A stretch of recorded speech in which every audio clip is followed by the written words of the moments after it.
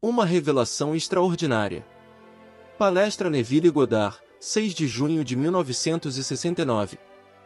Tudo o que você vê externamente de ti, embora pareça fora, está dentro, em sua imaginação.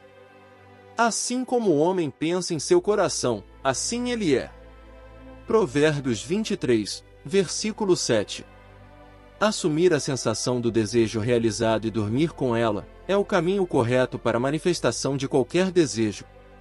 Eu lhe garanto que se você fizer isso, nada neste mundo poderá interferir naquilo que você assumir como algo verdadeiramente realizado. Você pode estar se perguntando, será que isso é verdade? Será que isso realmente funciona? Pois bem, no vídeo de hoje eu irei te mostrar que a sua vida não passa de um espelhamento dos dramas vividos em sua consciência. A sua maravilhosa imaginação humana é o poder de Cristo manifestando em ti. Se você conseguir compreender o que irei compartilhar com você neste vídeo, a sua vida irá mudar completamente. Você deixará de culpar os outros pelas coisas não estarem dando certo em sua vida. E assumirá a sua responsabilidade, sabendo que você é o Criador de todas as manifestações em sua vida. As histórias bíblicas são a base de muitos ensinamentos deixados por Neville Goddard. E hoje, eu estarei trazendo para vocês ensinamentos extraídos de uma de suas palestras, que irá mostrar a vocês como assumir o estado do desejo realizado e o poder que esse estado tem de mudar a sua vida para sempre. Então, antes de mergulharmos neste conteúdo que irá te fazer acordar para a vida, eu gostaria de pedir para os iluminados já inscritos no canal que já deixem seu like. E se você é novo por aqui, não precisa deixar o seu like e nem se inscrever no canal agora. Assista todo o conteúdo, e se durante o vídeo, você compreender algo que fez sentido para você, algo que agregou valor em sua vida, aí sim você deixa o seu like e já se inscreve no canal para não perder os futuros conteúdos compartilhados por aqui. Gratidão pela sua audiência. E vamos às explicações de hoje. É em você como pessoa que a natureza de Deus é revelada, pois um episódio bíblico não é o registro de um evento histórico, mas uma revelação parabólica da verdade. Ver Jesus ou Davi como um personagem histórico é ver a verdade temperada com a fraqueza de sua alma. Você deve ver o que os personagens representam, e não os próprios personagens. Isso é verdade para cada história nas Escrituras, pois cada episódio se desenrolará dentro de você. O título do Salmo 54 é traduzido como David está escondido conosco na versão King James, e David está escondido entre nós na Revised Standard Version, mas o título deveria ser Davi está escondido dentro de nós, pois é onde ele está, assim como todos os personagens das Escrituras.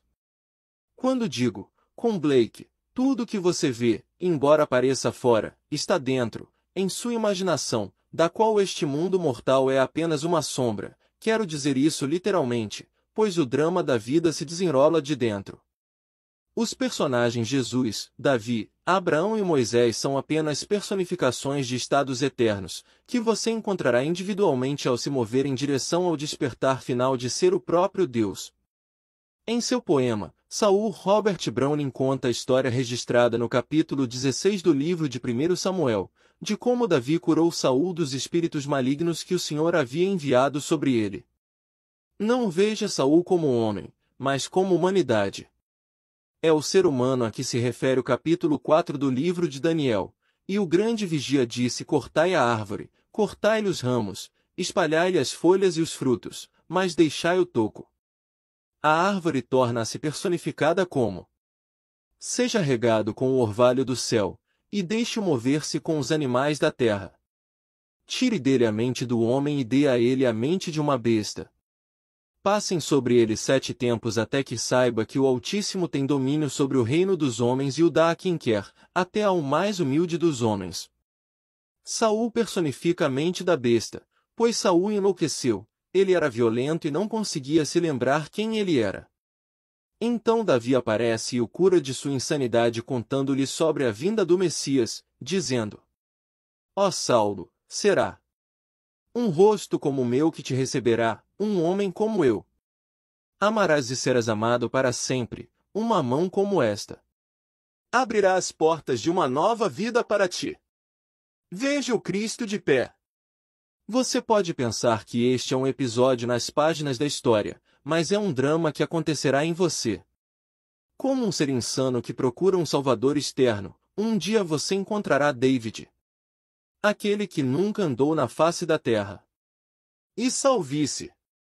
Todas as revelações têm um modo de certeza sobre elas.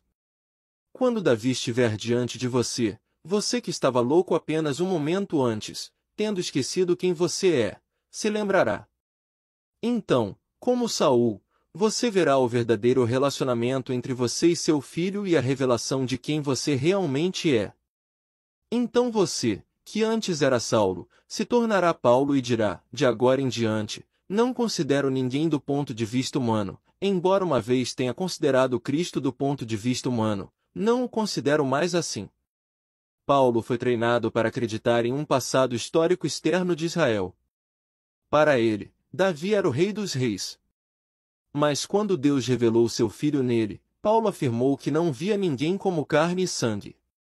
Que homem, acreditando na historicidade das Escrituras, poderia entender do que Paulo estava falando, quando era ele quem outrora atormentava qualquer um que não aceitasse a historicidade do Antigo Testamento?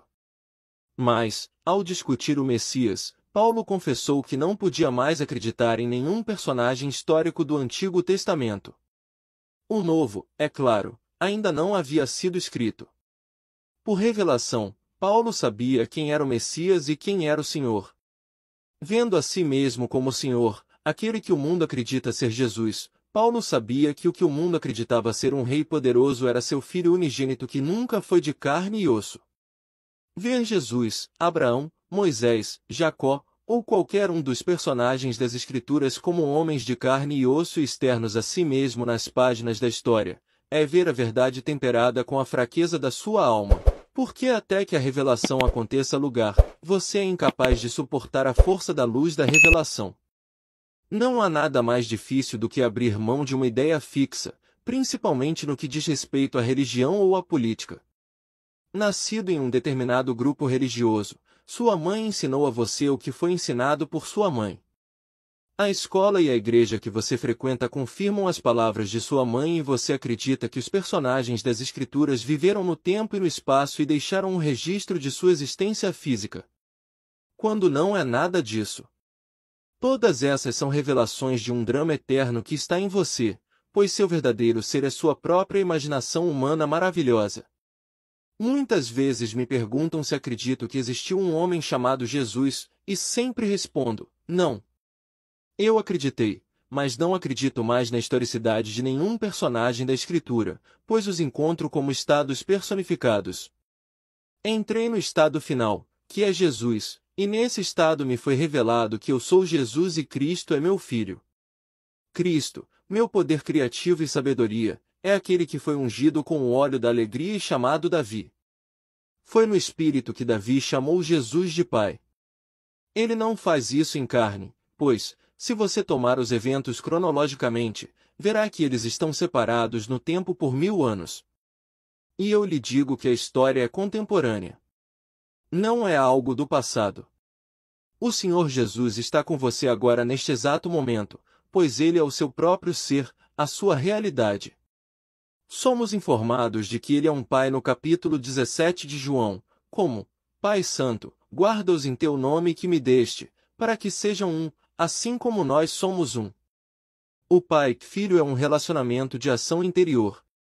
Em um momento o filho está falando, e no momento seguinte é o pai quem fala, então, sem aviso, ele pula de volta para o filho, e o homem fica confuso. O homem pensa em um ser de carne e osso quando é uma relação interna de pai e filho. Recebi uma carta esta semana de uma senhora que está aqui esta noite. Em uma visão, ela viu um homem e seu filho sentados à mesa. Naquele momento ela soube que era o filho e o pai e que eles eram um. Agora, esta mesma senhora teve outra visão na qual um amigo proclamou à multidão em voz muito alta que a senhora estava grávida e dava à luz o Filho de Deus. Ela está certa, pois esta senhora está dando à luz o Filho de Deus, pois ela é Deus. Este filho não nascerá do sangue, nem da vontade da carne, nem da vontade do homem, mas de Deus. Ela é o Jesus das Escrituras, gerando Deus, e porque Deus é um Pai, seu último presente para ela é Ele mesmo.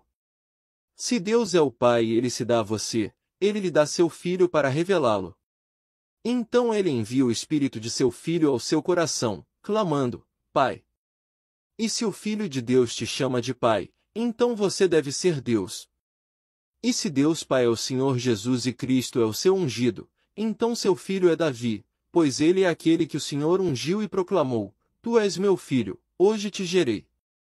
Isso é um grande choque para aqueles que foram criados na fé cristã ou judaica, pois não há mais historicidade nos personagens do Antigo Testamento do que no Novo. Cada personagem representa um estado eterno pelo qual você, como indivíduo, deve passar em sua jornada das trevas para a luz. E quando você chega ao fim da jornada, você se move para o estado personificado como Deus Pai. Davi está escondido dentro de nós.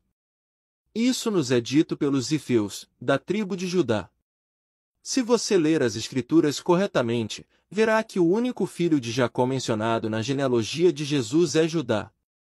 Isso nos leva a Saul, que foi notificado de que Davi estava escondido dentro dele. Como um homem insano, Saul não conseguia entender. Se Davi está escondido dentro de mim, onde vou procurá-lo? Mas espere. Davi vai sair. Eu sei. Em um momento haverá uma explosão dentro de você que libertará David, que está escondido em você, pois somos todos os loucos de Daniel. Olhe para o mundo hoje e pergunte a si mesmo se não somos todos loucos, quando nos matamos e enganamos uns aos outros. Quando realmente não há outro. A oração é que eles sejam um como nós somos um. Isso porque eles não percebem que somos todos um só ser. Eu sei que muitos de vocês estão dando à luz o Filho de Deus. Outra senhora nesta audiência esta noite escreveu dizendo que estava dormindo na casa de uma amiga, quando viu um menino, sem roupa, deitado em um cobertor. Ao atender, ela ouve a campainha tocar. Atendendo a porta com a criança nos braços, ela vê a filha, que diz, Mãe, coloque uma roupinha no seu bebê porque eu trouxe uma amiga. Ao entrar em casa, a amiga dá um tapinha nas costas do bebê e diz, que criança linda. Ela volta para o quarto e ao cobrir o bebê com um cobertor, os panos, ela acorda. Este é o maravilhoso presságio que prevê o evento real registrado nas Escrituras. Então ela saberá a verdade sobre o nascimento de Deus. Outra senhora viu a criança como filho de sua irmã. Segurando perto, ela olhou para seu rosto, que se transformou no rosto de um querubim, que sorriu para ela. Então ela soube que não poderia desistir da criança porque era dela. Isso também é um presságio. Tudo isso é prenúncio. Essas senhoras são todas mães com filhos.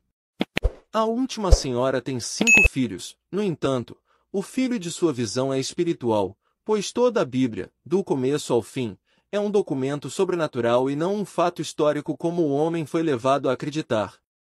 Se você vê Jesus como um personagem histórico, é porque não tem coragem de enfrentar a luz brilhante da revelação da verdade. Eu sei que quando chegou a mim, tudo dentro de mim caiu.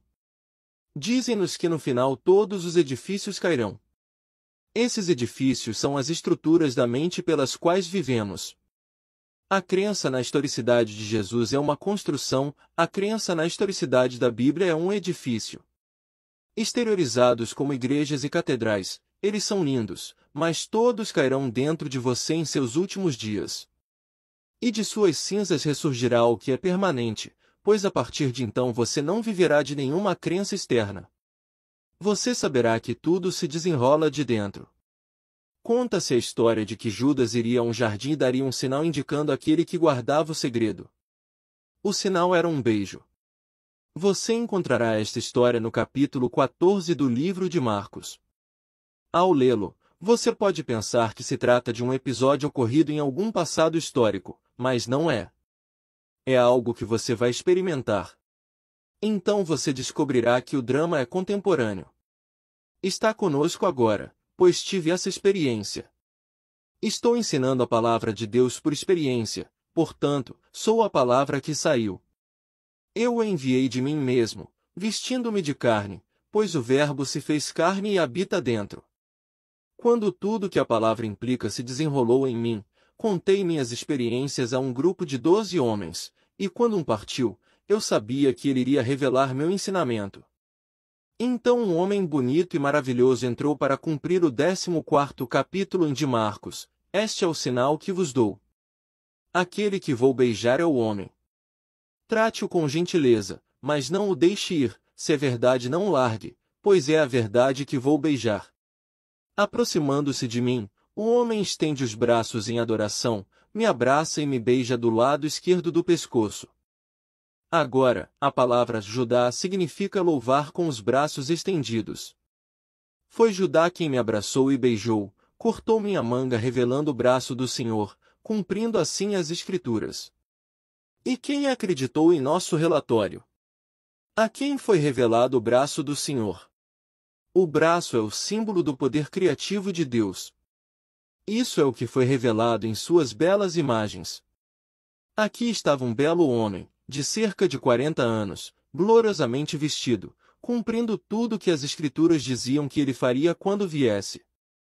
Acredite em minhas palavras, pois elas são verdadeiras. Deixe ir embora tudo em que você acreditava anteriormente. Mas não abandone a palavra da verdade. Sei que é difícil desistir da crença na historicidade das Escrituras. A primeira vez que vim para Los Angeles foi em 1945. Na época, fui convidado por um homem muito proeminente no campo metafísico para conduzir uma série de palestras sobre a Bíblia. Na noite em que cheguei, deveria falar para 400 ou 500 de seus graduados. Cerca de 5 minutos antes de eu subir à plataforma, o homem me chamou de lado e me disse que eu não poderia falar sobre a não-historicidade da Bíblia, porque ele ensina a Bíblia como história e não queria que seu povo fosse perturbado. Agradeci, disse-lhe que, por ser seu convidado, acataria sua decisão esta noite, mas no futuro ele não poderia me dizer o que dizer. Então, lembrei-o das Escrituras. Se é certo aos olhos de Deus ouvir você em vez de Deus, você deve julgar. Só posso falar do que vi e ouvi. Eu sei que a Bíblia não é historicamente verdadeira, mas é eternamente verdadeira. Os recordes ali gravados são para sempre e para serem vivenciados por todos. A Escritura é uma revelação da verdade que traz consigo tal certeza que não pode ser negada. Tendo ouvido a verdade de alguém que a experimentou, você pode sentir que minha mensagem é demais para ser compreendida, mas quando isso acontece em você, a dúvida desaparece, pois você conhece a verdade por experiência. Cada história é verdadeira, mas não como registrado. Eles não estavam escrevendo a história secular, mas a história divina ou sagrada, que é para sempre. Não é algo que aconteceu no passado ou que virá. O clímax foi alcançado e está sempre sendo alcançado a cada momento no tempo. O Jesus das Escrituras está sentado aqui esta noite. E seu filho, testemunhando sua paternidade, está escondido em você. No Salmo 54, Saul foi informado de que Davi estava escondido lá dentro, assim como estou contando a você agora. David está escondido em você e sairá quando uma explosão ocorrer dentro de você. E quando você vir David, ele estará de pé. É por isso que acredito que Browning teve a experiência, porque o simbolismo que ele usou é perfeito. Veja o Cristo de pé. Quando vi David, estava sentado, mas ele estava de pé. A palavra Cristo significa o Messias. Diante de Saul, Davi fala sobre a vinda do Messias, dizendo: seu rosto será como o meu rosto. Ele será um homem como eu. Você vai amar o Messias e ele vai te amar para sempre. Esta relação entre você e David é de amor infinito e é para sempre. Aqui Davi está dizendo a Saul que ele é o Messias, pois ele é o Cristo, o ungido do Senhor. Então ele disse: uma mão como esta abrirá a porta de uma nova vida para você. E de pé diante dele, ele diz: veja o Cristo de pé. Mas Saul não conseguia entender. Aqueles que leem Browning não entendem esse ponto porque está em conflito com suas ideias fixas a respeito de Jesus. Eles pensam que ele é o Cristo, mas eu digo a vocês, Jesus é Deus Pai cuja revelação final ao homem é o dom de si mesmo. Deus se entrega a você enviando o seu Filho ao seu coração, clamando, Pai, revelando assim a sua verdadeira identidade. Até então, você não sabe que é Jesus e permanece confuso ao ouvir muitas crenças diferentes. Falo sobre isso apenas da plataforma onde você vem para ouvi-lo, mas nunca entraria em sua casa e forneceria essa informação voluntariamente. Isso seria bobo e completamente fora de ordem. Estaria pegando minhas pérolas e jogando-as diante daqueles que ainda não estão qualificados para recebê-las, para não perturbá-las. Mas você que sabe disso é chamado a expressar o que sabe. E você que se sente movido a ensinar. Ensine as verdadeiras palavras do padrão que lhe dei, mas mude o padrão. Paulo chamou o padrão de meu evangelho. Paulo tinha muito orgulho de ter nascido judeu, dizendo, nasci da descendência de Abraão, da tribo de Benjamim, fariseu dos fariseus. Então tudo se desenrolou dentro dele e ele percebeu a não historicidade de seu próprio grande livro, mas sua verdade. Um dia você experimentará o estado de Abraão e saberá o que realmente é a fé. Quando você vir aquele homem gigante encostado em uma árvore, verá uma serpente enrolada em seu tronco. A serpente terá um rosto humano com a expressão mais sábia. Em Gênesis, a serpente é registrada como a mais sábia de todas as criaturas de Deus. E você verá que os olhos de Abraão estão olhando para o tempo, conforme registrado no livro de Gálatas, a Escritura, prevendo que Deus justificaria a todos pela fé, pregou o Evangelho de antemão a Abraão. Portanto, antes que os eventos ocorressem, Abraão viu o fim, e quando você olha para ele, sua atenção está focada, não na distância do espaço, mas no tempo. E a árvore sob a qual ele está se parece com o cérebro humano. Quando você vir Abraão, saberá que está vendo o início da jornada. A sabedoria está presente na forma de uma serpente e a fé está presente na forma de Abraão. Seu nome é mudado de Abrão, que significa pai exaltado para Abraão, que significa pai da multidão. A mudança ocorreu quando a letra R foi adicionada. Esta carta carrega o símbolo da graça. Assim, a graça foi colocada no nome para indicar que Deus se entregou à sua criação, a obra de suas mãos. Colocando o dom da graça no nome do Pai das multidões, a jornada começa. Portanto, quando você ler as Escrituras, tente ter em mente que está lendo sobre estados infinitos de consciência, que são eternos. Lembre-se de que você é Jesus, e quando você encontra o Cristo, você encontra o ungido do Senhor, que é Davi. Você o conhecerá porque ele virá a você em espírito e o chamará de Pai. Como então você pode ser filho dele? Porque as palavras pai e filho são intercambiáveis. Eu e meu pai somos um. Quem vê a mim, o filho, vê o pai. Sempre tenha isso em mente ao ler as Escrituras. Se você aceitar o que eu lhe disse esta noite, a vida será muito mais fácil para você. Sabendo dessa verdade, você não pode mais passar a responsabilidade, mas sabendo que você é o Senhor, você pode fazer qualquer coisa, porque você é toda imaginação e a imaginação cria a realidade. Você pode imaginar qualquer coisa e sustentá-la com fé. Conforme você anda na fé, aquilo que você imaginou é assim, isso se tornará assim. Isso eu sei por experiência. Em 1943, quando saí do exército, procurava um apartamento. Minha esposa e eu havíamos determinado quanto iríamos pagar por ele, mas quando encontramos o apartamento o aluguel era mais alto do que havíamos planejado pagar. Percebendo isso, minha esposa disse, bem, isso não está demonstrando esse princípio, está. Eu não disse nada.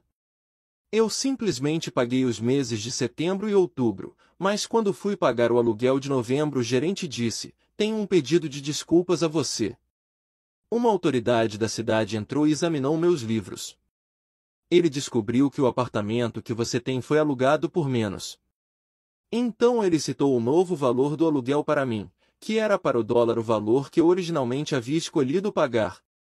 Levei 3 meses a ser fiel ao que imaginava que estava a pagar, embora nessa altura estivesse a pagar mais.